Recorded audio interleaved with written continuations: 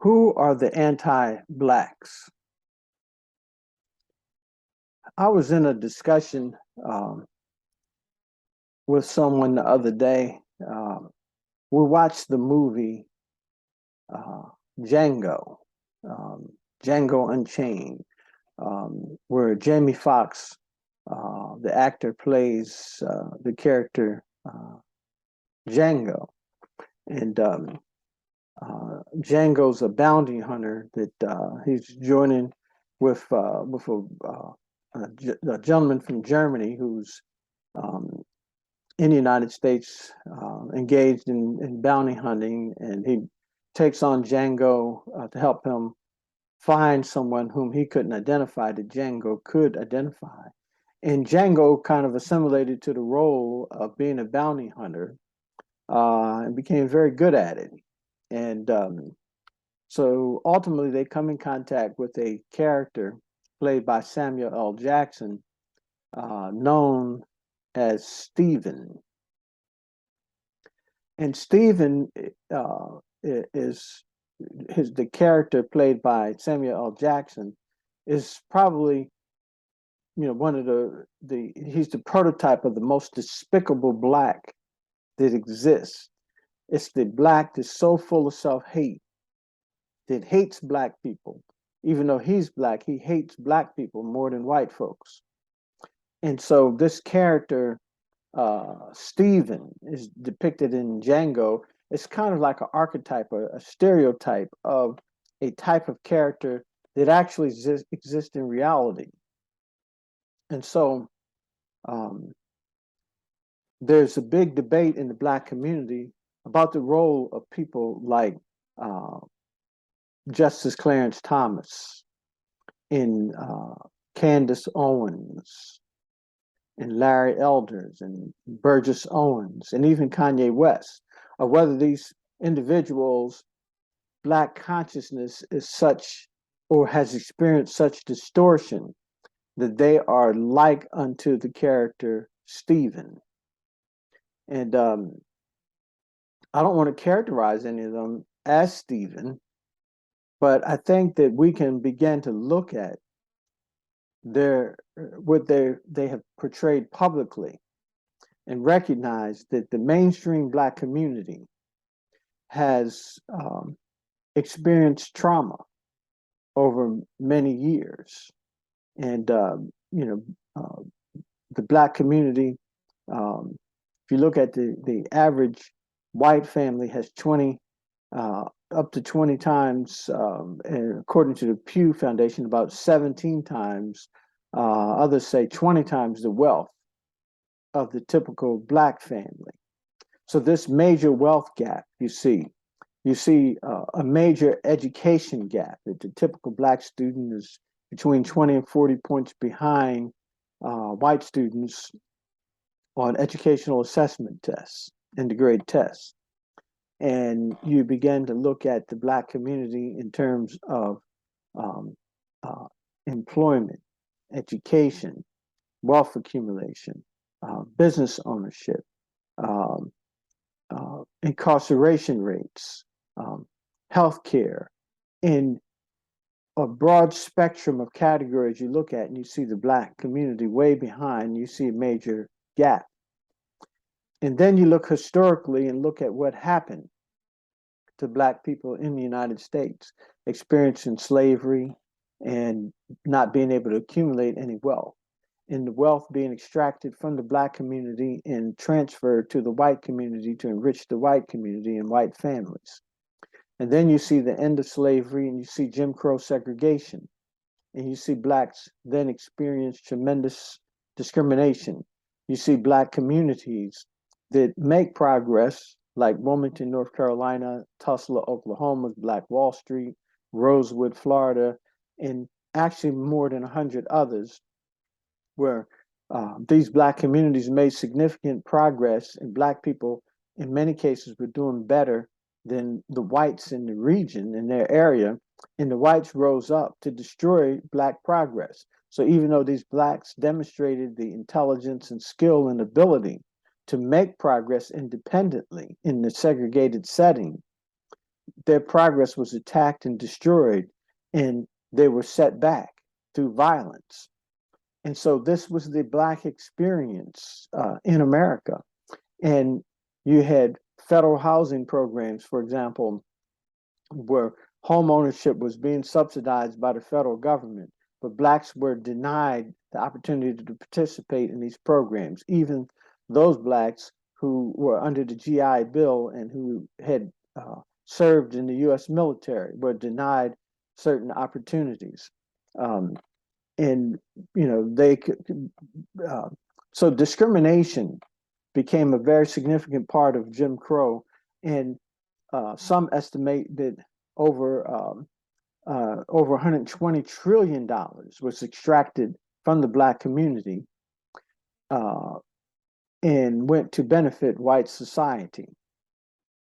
And then after the Civil Rights Act of 1965, Blacks have continued to experience redlining. They pay insurance differentials for living in a Black zip code. You have racial profiling by the police. You have Blacks disproportionately subjected to minor fines and fees, and court costs and other expenses as a result of being profiled. There are over 100 studies now that show that many communities or towns and police agencies targeted Black communities for the purposes of extracting fines and fees. And so this wealth transfer process, it has continued from the time of slavery. Slavery was a system of economic exploitation, and slavery ended, but the system of economic exploitation just continued, and it transformed during Jim Crow.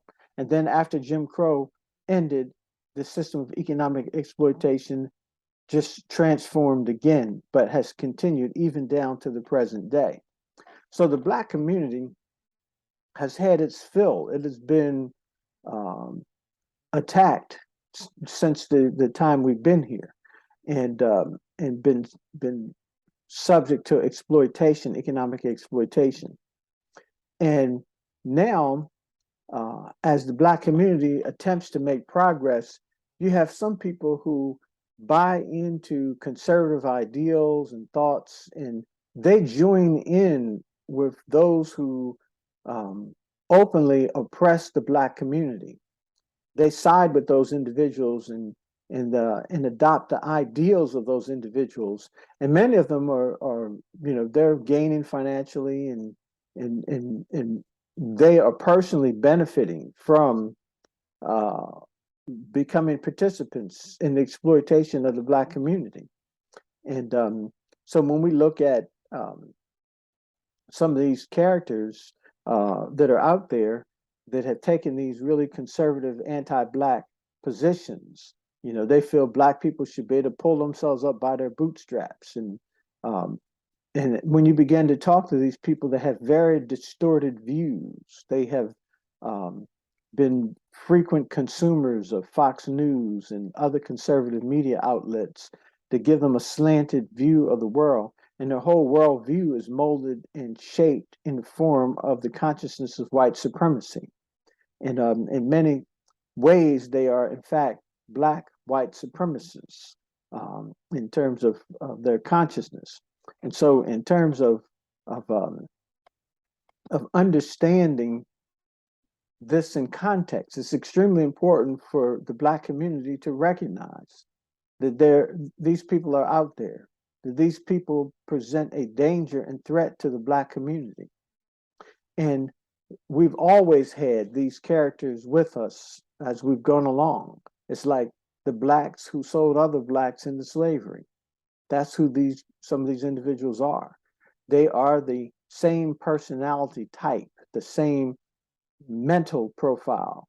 And so in terms of looking at where we are in history, it becomes extremely important for us to recognize who the anti-Blacks are and to be able to identify them and to be able to recognize the influences that they have and to be able to counteract those influences.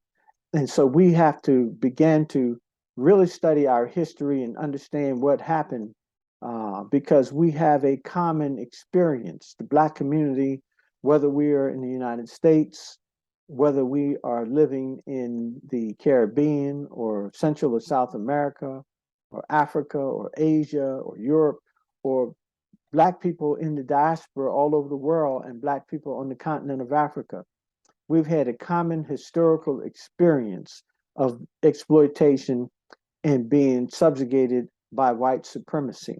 And those people who would try to destroy our consciousness, erase our history, and make us um, uh, subject to them in attempt to economically exploit us.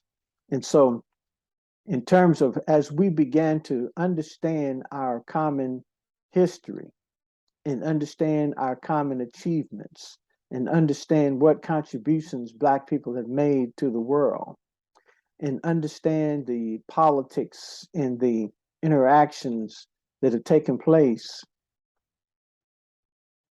we will be able to make a change in the future. But one of the big issues that we always have to deal with is this anti-Black consciousness by Black people that attempt to influence us, that attempt to influence other Blacks, that attempt to win us over so that we side with the white causes. In many cases, there may be some small financial benefit, or we are in the in group in some kind of way, and we levitate in that direction. And that's what happens to many of us. We get caught up in it because we don't know. We don't, they don't teach us our history in the regular public school system. We're not learning it in church.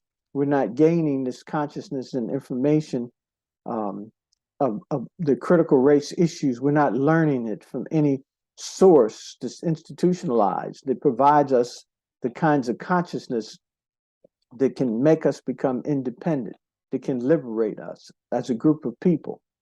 And so there are those who are the exploiters, those people who work against our interest, and they're present, and they will probably always be present in some form. And it's kind of like in the Bible, where it talks about the children of God gathered, and it says Satan was present also. So Satan, the presence of evil, is always there. And we always have to be able to recognize it, to point it out, so that it can't poison us, so that we can help prevent it from poisoning others in our community. And so I want to share this information because anti-Blackness is a real thing, and it is a real phenomenon. And we don't need to get mad about it.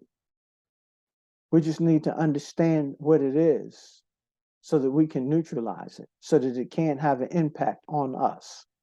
After all these years, it's been always present. It hasn't been able to stop us from moving forward. It hasn't been able to stop our march forward, our progress, and it never will. But we must also recognize that it will be there, that it can sabotage individual progress. It can sabotage group progress. It can sabotage our progress overall, at least for some periods of time.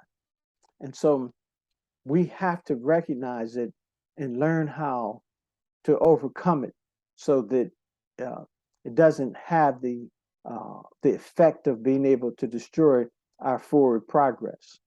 So anti-Blackness is there, and we have to learn to spot it, to recognize it, and to stop it.